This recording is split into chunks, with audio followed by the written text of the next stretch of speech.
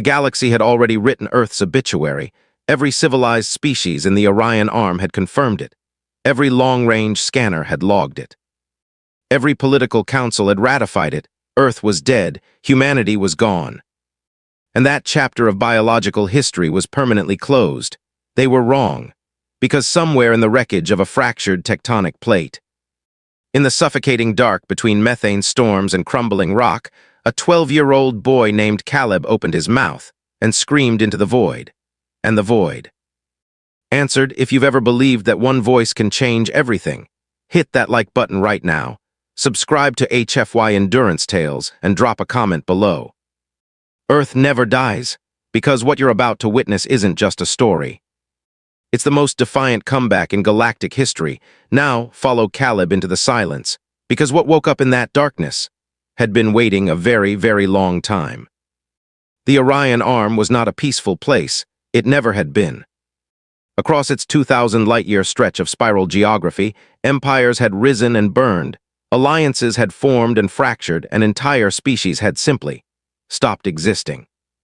Not through war alone, sometimes through disease, sometimes through resource collapse, sometimes through the quiet, administrative decision of a dominant coalition that had simply determined a species was no longer strategically relevant. That was what had happened to Earth. It hadn't been a battle. There had been no grand last stand, no dramatic final transmission from a burning command center. The end of humanity's galactic presence had been decided in a conference room, a sleek, climate-controlled chamber aboard the Veth Conclave's central station, where 11 species had sat around an obsidian table and passed a resolution. Sector 7 Gamma, formerly designated as a Class 4 inhabited world, was to be reclassified as a dead zone pending atmospheric confirmation. The vote had been 9-2. The two dissenters hadn't even been arguing for humanity's survival. They'd simply wanted better documentation before closing the file. That had been 63 years ago, in the time since. The galaxy had moved on with the cold efficiency of bureaucracy that had long mastered the art of forgetting. Trade routes were rerouted around Sector 7 Gamma. Military patrol corridors shifted westward by 4 light-years. The ancient Watcher drones, autonomous sentinel machines left behind by a civilization that no longer existed, programmed simply to flag biological resurgence in dead zones, continued their slow, methodical loops around the sector, scanning for life signatures, finding none, logging the absence, and moving on Earth from the outside.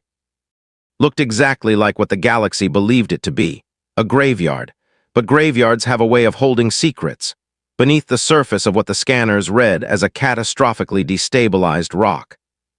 Tectonic plates shattered by a cascading seismic event 70 years prior. Atmosphere choked with methane particulate, surface temperature swinging between extremes that no known biology could survive.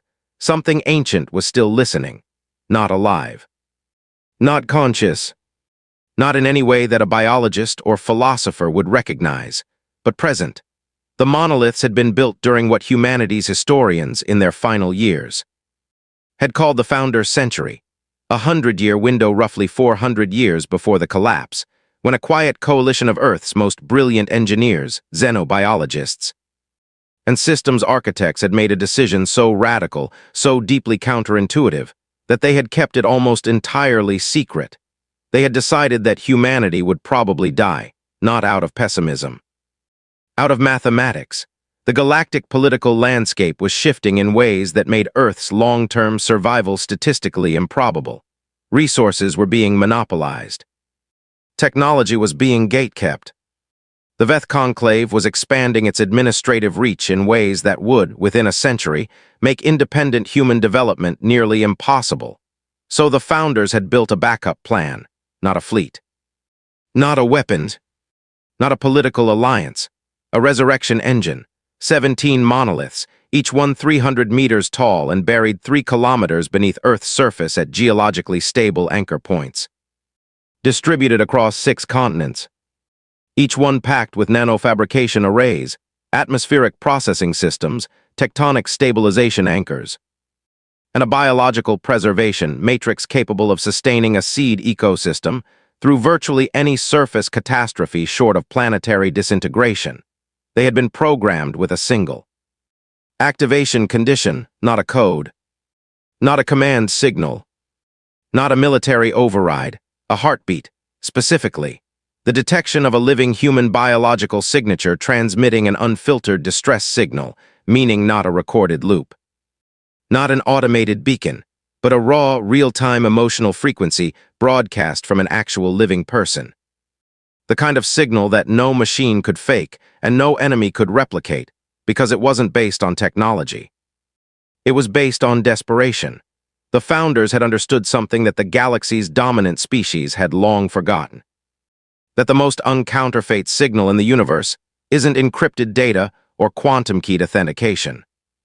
It's a frightened child calling for help with everything they have. They had just never imagined it would take 63 years for that signal to arrive. Caleb Grant was 12 years old, 41 kilograms, and had been surviving alone for 4 months in a reinforced subsurface shelter, originally built for a geological survey team. His parents had died in the methane storm that had taken out the eastern seaboard's final settlement. His older brother Marcus had disappeared 3 weeks after that, venturing out to find supplies and never returning. Caleb had waited. He'd rationed. He'd fixed the shelter's filtration unit twice, using instructions from a damaged data pad. He'd talked to himself to stay sane. He'd recorded messages to people he knew were probably dead. And then, on the 119th day, with his oxygen recycler throwing red warnings and his food supply down to 4 days of emergency rations, Caleb Grant climbed to the shelter's highest internal platform, pressed his hand against the cold metal wall and screamed, not words, not a distress code, just sound, raw, unfiltered, 12-year-old human terror and grief and furious refusal to simply stop existing without being heard. 3 kilometers below him, 17 monoliths opened their eyes, and the silence that had held Earth for 63 years. Shattered, the first thing the monoliths did was listen, not metaphorically. The nanoacoustic sensors embedded in their outer casings, designed to pick up biological frequency signatures through kilometers of rock and sediment, spent exactly 4.7 seconds analyzing Caleb's signal, cross-referencing vocal harmonic patterns against the stored human biological database, confirming living tissue, confirming genuine distress, confirming the absence of artificial signal generation. Then the founder protocol activated. There was no explosion, no dramatic surge of energy, no light show visible from orbit. The founders had been extraordinarily specific about that, because they had understood the second great threat to any resurrection attempt.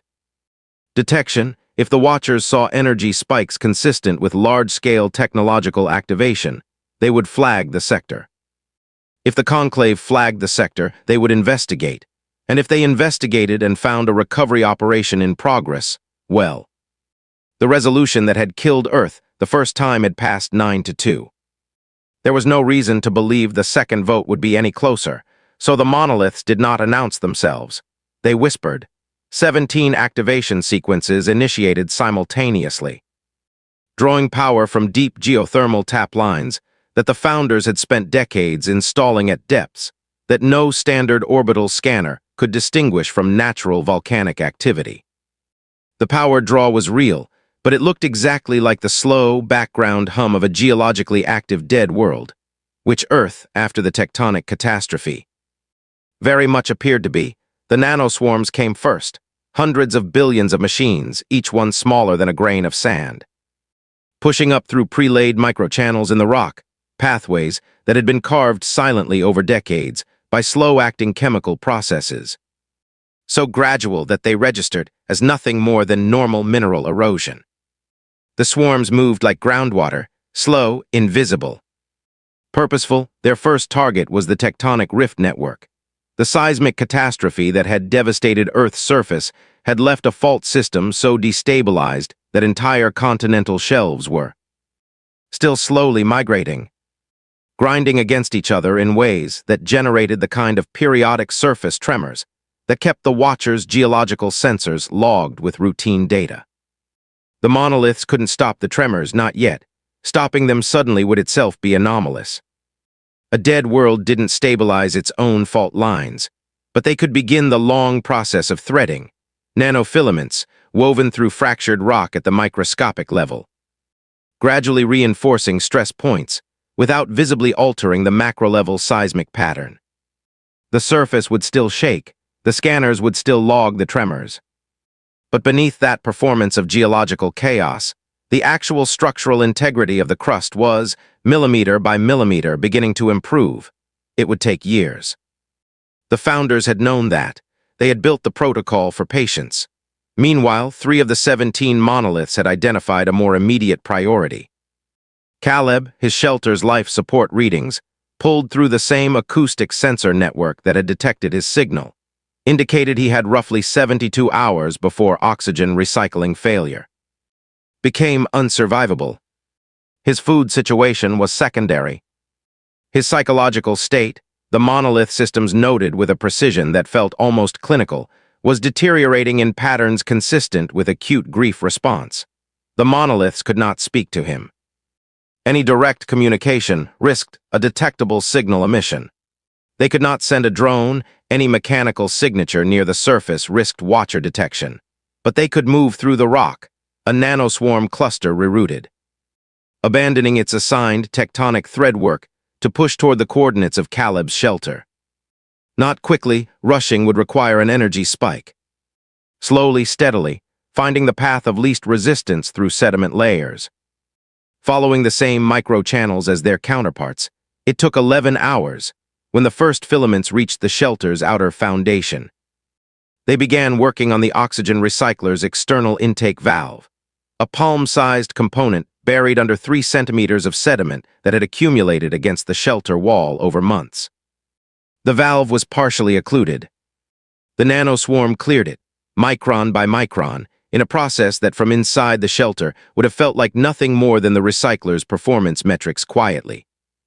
Inexplicably improving, Caleb noticed. He was sitting against the far wall, data pad in his lap, staring at the recycler's status panel when the red warning dropped to orange. Then an hour later to yellow, he stared at it for a long time. "Okay," he said quietly to the empty shelter. "Okay, that's something." He had no idea what he'd woken up. Above him, 3 kilometers up and thousands of kilometers away, the nearest watcher drone completed its scheduled sweep of Sector 7 Gamma. Logged the standard absence of biological or technological signatures, and moved on. The galaxy still thought Earth was dead. The galaxy had never been more wrong, but the real test was still coming because keeping the recovery invisible wasn't just a technical challenge. It was a war. A silent, invisible war being fought against sensors and algorithms, and the cold institutional certainty of a galaxy that had already made up its mind. And wars, even silent ones, have moments where everything can unravel in an instant. That moment was closer than the monoliths had calculated. On the 42nd day after activation, Watcher Unit Designation 7G Crow performed an unscheduled scan. This was, statistically, an anomaly. The Watchers operated on fixed patrol schedules, a design choice made by their ancient builders to conserve power across multi-century deployment cycles. Unscheduled scans were triggered by only a handful of conditions: unexpected energy readings, gravitational anomalies. And this was the condition that made the monolith network's processing systems run calculations at maximum capacity for a full 6 minutes. Acoustic frequency irregularities. Caleb had been talking again, not screaming this time. He'd actually begun doing something that the founders, in their exhaustive behavioral modeling, had apparently accounted for but rated as low probability. He'd started narrating, out loud. A running account of everything he was doing, moment to moment. As a coping mechanism, the kind of thing a person does when silence starts feeling like a physical weight. "Recyclers holding at 62% efficiency," he said that morning. Moving around the shelter with the practiced economy of someone who had learned exactly how many steps it took to check every system. Temperature outside the main panel is dropping again, which means another pressure front moving through. Barometric sensors been unreliable since week 3, so I'm going by feel at this point. Dad always said field engineers learned to read rooms before they read instruments. He paused. Dad was right about a lot of things. The acoustic emission from the shelter, filtered through 3 kilometers of rock, had registered as an anomalous low-frequency vibration in 7G Crow's geological sensors, not recognizable as human speech, not flagged as biological, but unusual enough to trigger the unscheduled sweep protocol. The monolith network had exactly 19 minutes before 7G Crow's enhanced scanner array completed its approach vector. What followed was the most sophisticated act of deception in the history of a planet that had spent centuries becoming very good at surviving things it shouldn't have.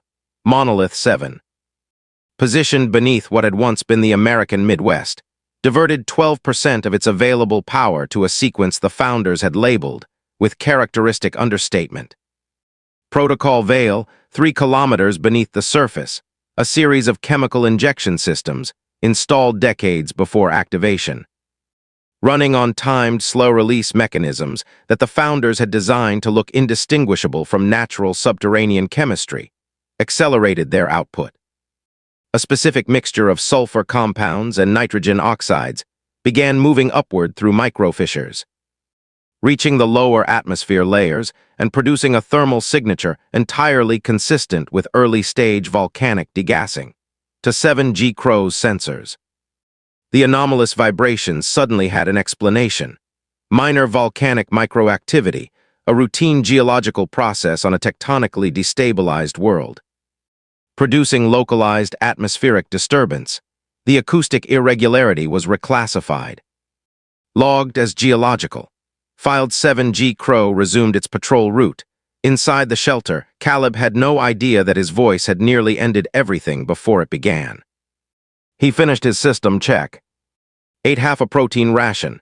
He taught himself to eat half portions to extend supplies, and sat down with his data pad to review the atmospheric composition data from the shelter's external sensors. The numbers were wrong, not catastrophically wrong.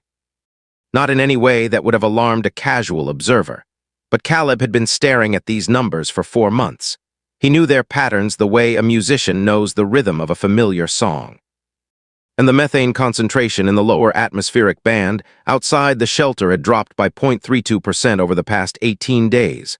That shouldn't have been possible. Methane on a dead world didn't drop. It accumulated.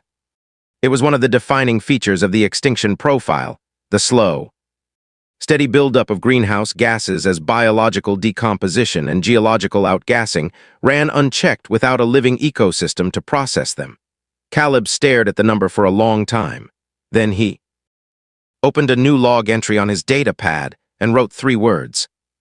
Something is happening, he was right. He just had no framework for the scale of it, because what was happening beneath him was not a local phenomenon.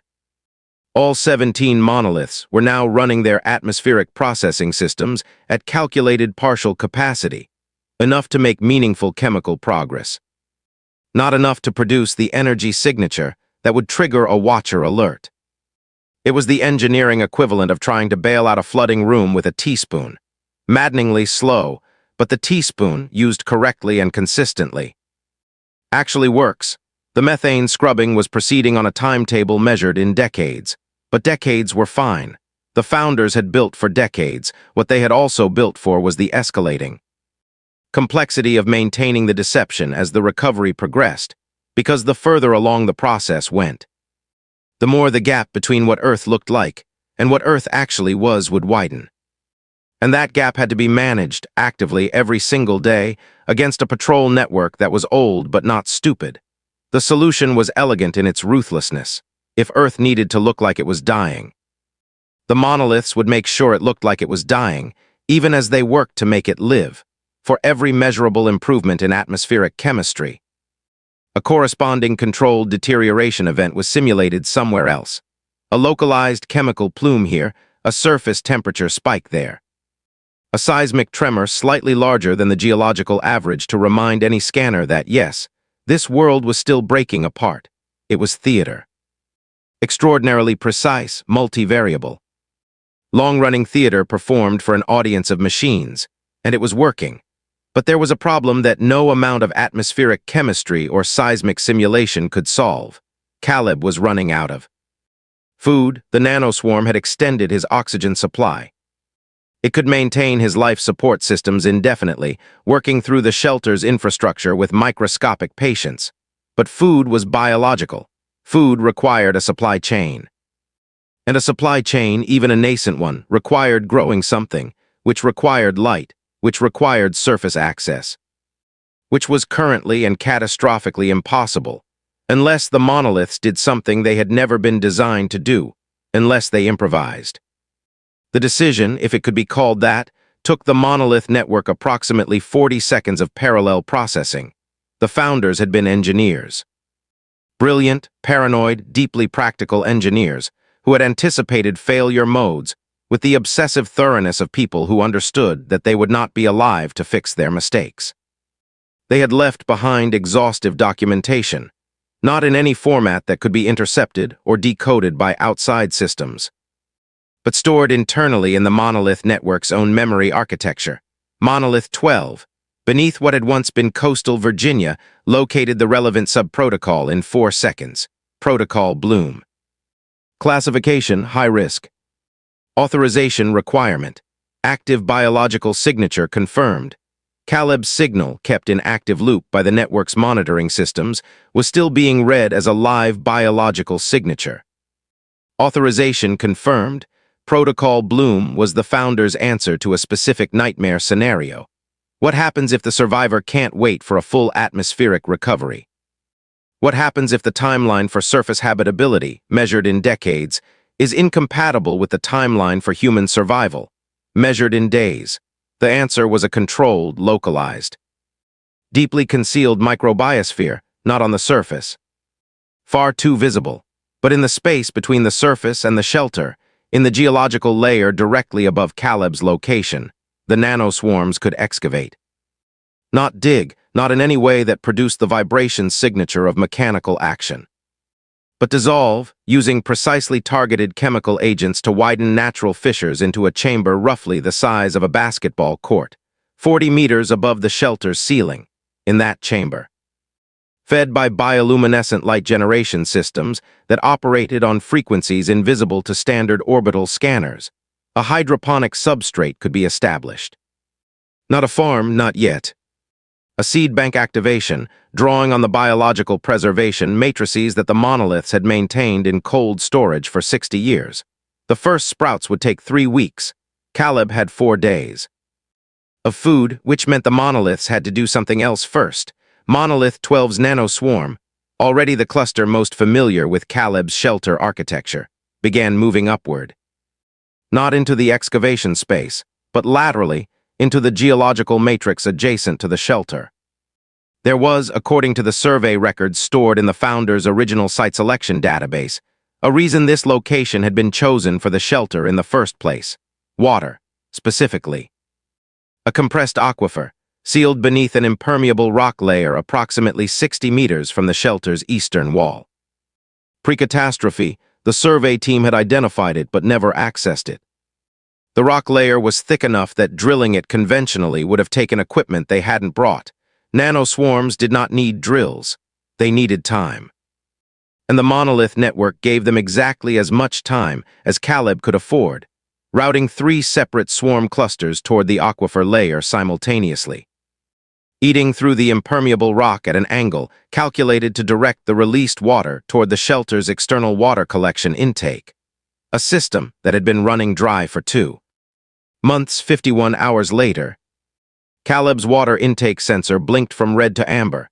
He stared at it. He'd learned over the past weeks not to trust systems that suddenly improved without explanation. But he was also running low on the skepticism that required energy to maintain, and the water was real, and it was flowing. And it tasted like cold rock and something faintly mineral, and it was the best thing he'd experienced in months. "Okay," he said to no one to the shelter walls. To whatever strange luck had apparently decided he was worth keeping alive. "Okay. I'm listening." He still thought it was luck, above him, in the growing chamber that the nanoswarms had hollowed from stone. The first biological substrate was being laid down. a hydroponic matrix built from mineral-processed sediment and activated biological compounds from the preservation matrices. Glowing faintly blue-green in the dark with the light of organisms that had waited 60 years to be useful, 3 weeks. The seeds needed 3 weeks. What happened on day 16 nearly ended. Everything 7G Crow was not alone, the Watchers. Despite their ancient origins and fixed patrol schedules, operated within a broader network, a distributed monitoring architecture that occasionally, on a randomized interval designed to prevent predictable gaps in coverage, dispatched a secondary unit to cross-check a primary patrol's logged data. The secondary unit that entered Sector 7 Gamma on day 16 of Protocol Bloom was designated 7G Rook, and 7G Rook's sensor package was newer, not by much. The Watcher network was maintained by automated repair systems, not actively upgraded by any living civilization. But the repair cycle that had most recently serviced 7G Rook had replaced 2 degraded sensor arrays with components that happened to operate at a slightly higher resolution than the originals, high enough to detect the faint bioluminescent frequency emanating from 40 meters below Earth's surface. The monolith network registered 7G Rooks. Enhanced scans 7 minutes before the unit completed its approach. 7 minutes was enough time to do exactly one thing: shut down the bioluminescent growth systems entirely, which would kill the seedlings, or maintain them and risk detection. The network ran the calculation. Shutting down meant Caleb starved. Maintaining meant potential Watcher alert, potential conclave investigation, potential termination of the entire recovery operation. It was a choice between certain small failure and possible total failure. The monolith network chose a third option. It did not shut down the bioluminescent systems. It redirected them, rerouting the light frequency emissions through a series of mineral-rich geological layers that naturally scattered and absorbed specific frequency bands. The bioluminescence didn't disappear. It was transformed, spectral signature shifted by the mineral matrix into a frequency band that registered to 7G Rook's enhanced scanners as chemiluminescent mineral decay, a known, documented, entirely unremarkable phenomenon in geologically active dead worlds. 7G Rook scanned, logged, moved on. The seedlings survived, and on day 23 Caleb Grant ate the first food grown on Earth in 63 years, a handful of small, pale, slightly odd-tasting protein-dense sprouts that had been delivered to him through a narrow channel. The nanoswarms had quietly bored through the rock above his shelter ceiling. Disguised as a hairline stress fracture, he sat on the floor of his shelter and ate them slowly. He didn't know what they were. He didn't know where they'd come from. He just knew they were real and they were enough, and something in this dead world was, somehow, stubbornly refusing to let him die. He wasn't wrong. But the Watchers were getting smarter about what they were looking for, and the monoliths were approaching the phase of recovery that could no longer be hidden. Behind geological theater and mineral camouflage, the next stage wasn't going to be silent. Year 7. The number had a weight to it that Caleb, 19 now, 3 inches taller, considerably less afraid than he'd once been, had stopped trying to fully comprehend. 7 years since the monoliths had woken. 7 years of living in a shelter that had been, incrementally and invisibly, extended. New chambers dissolved from rock, new systems integrated. A growing habitat that now spanned nearly 4 times the original survey team's shelter footprint. He still didn't fully understand what was helping him. He understood pieces of it. The channel above his original shelter had grown into a full cultivation chamber. And the cultivation chamber had grown into something approaching a vertical farm. Rows of bioluminescent growing beds, producing a variety of crops from seed stocks he'd never planted and couldn't fully identify. Maintained by processes he'd stopped trying to explain and started simply accepting. The water ran clean and consistent. The air recyclers had, at some point he couldn't pinpoint, stopped requiring his intervention entirely. He was not alone, not in any human sense. Not in any way that would have satisfied the part of him that still, quietly, ached for another voice.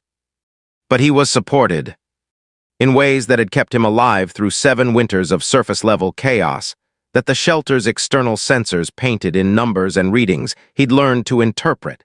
He'd also learned, over 7 years, to pay attention to patterns.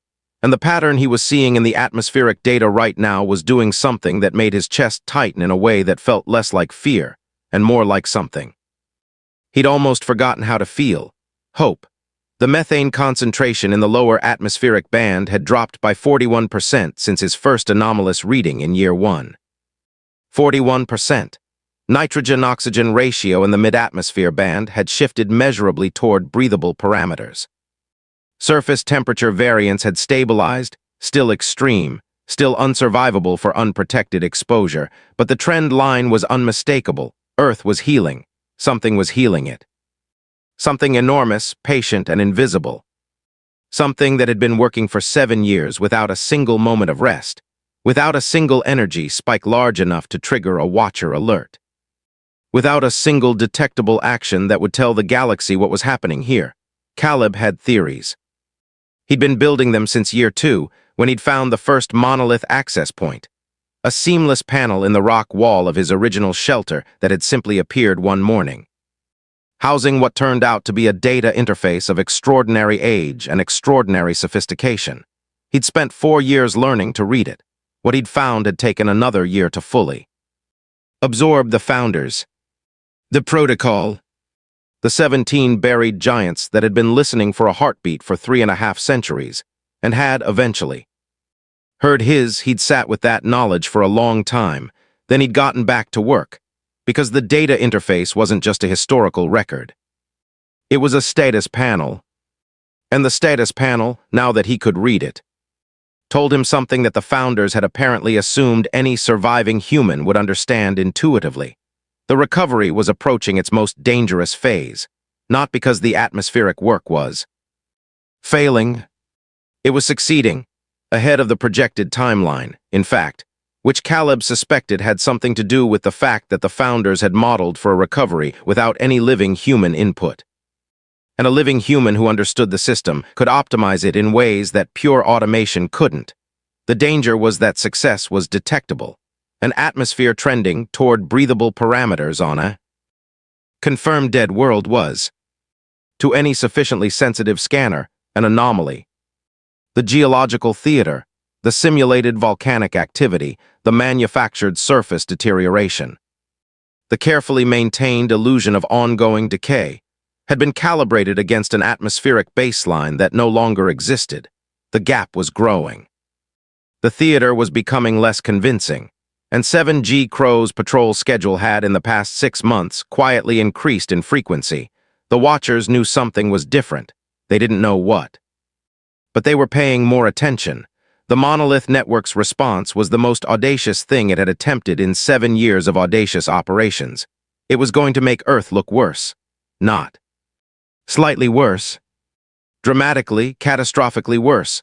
A coordinated multi-system event that would, to any external observer, look like a final stage planetary collapse. Massive coordinated volcanic activity. Atmospheric chemistry spike. Gravitational sensor disruption from the tectonic anchor systems. Briefly redirected to produce a reading consistent with a large-scale subsurface collapse event. A death performance so convincing that the Watchers would conclude, definitively, that whatever marginal anomalies they'd been tracking were the final death spasms of a world in its last stages of total failure, and then go away. Caleb understood what this meant. It meant the shelter had to survive what would look, from the inside, like the most violent geological event in 7 years. It meant every system had to be hardened, every supply secured, every process that required surface atmospheric intake temporarily sealed.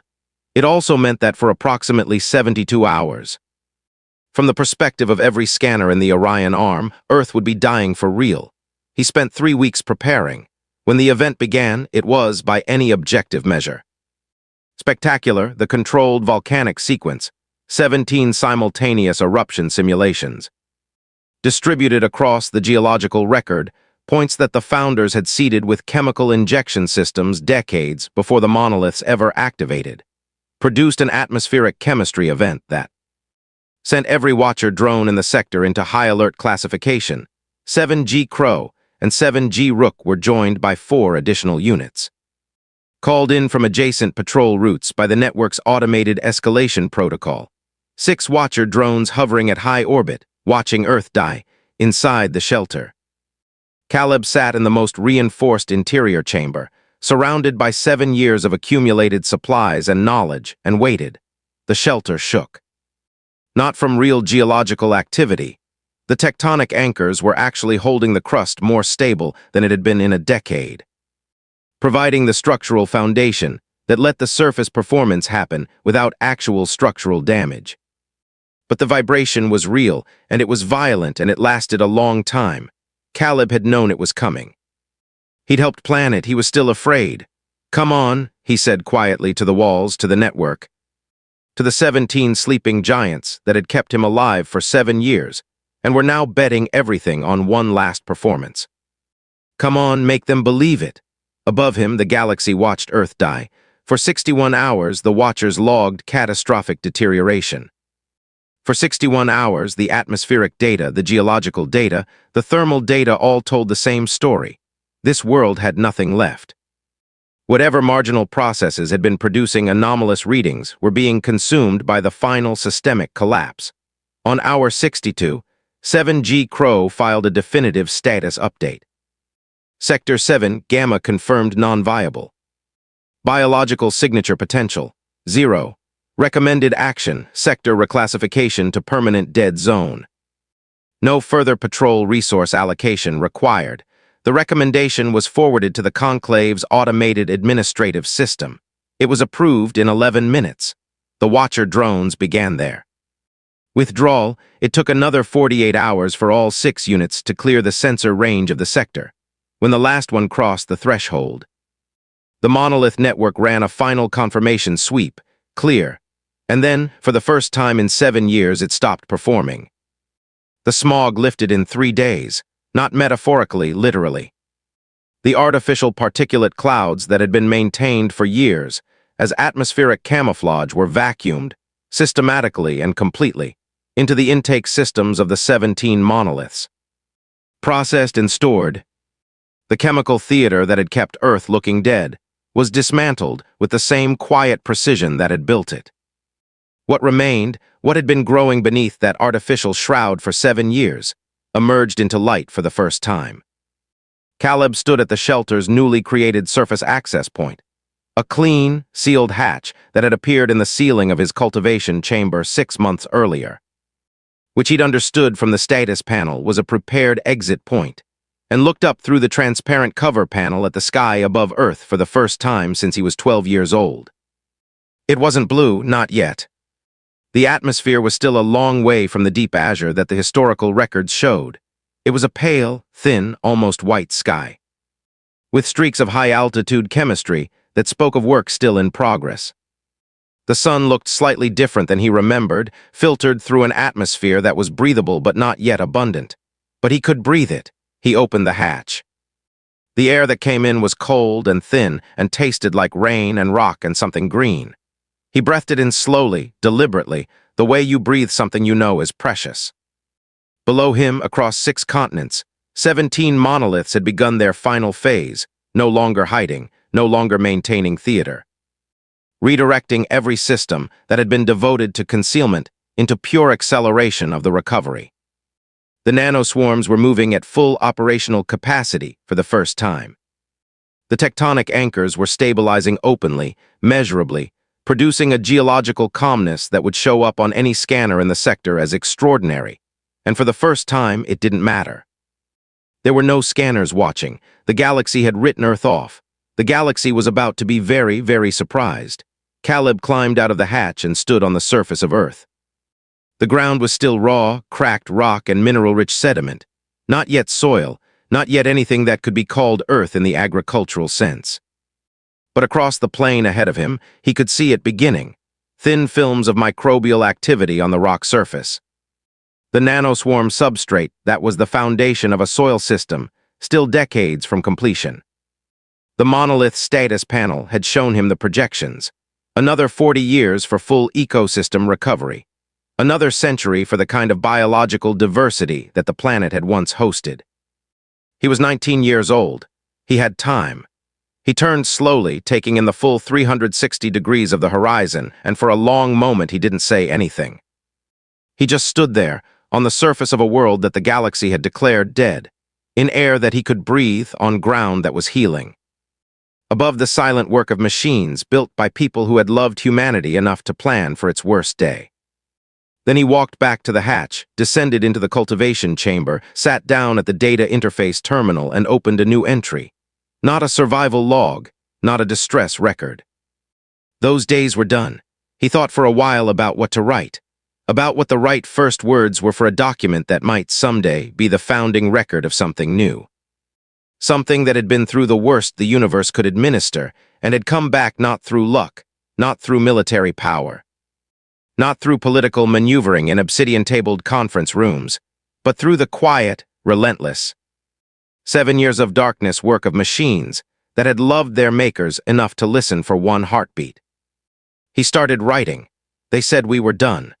They passed the vote and rerouted the trade lanes and moved on. The way you move on from something you've decided doesn't matter anymore. They were practical about it, efficient. The galaxy is very good at efficient.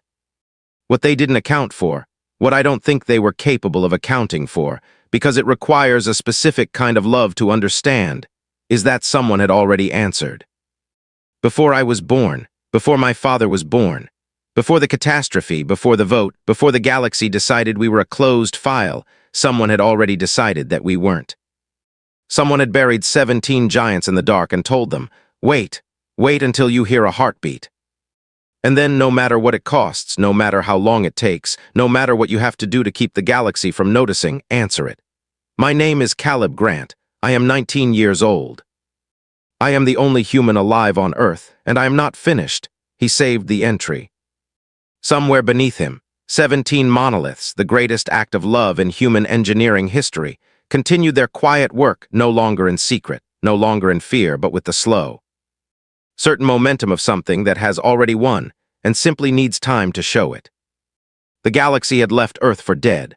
Earth had other plans, and so did the boy who had screamed into the silence and, against every reasonable expectation, been heard. If this story hit something in you, share it.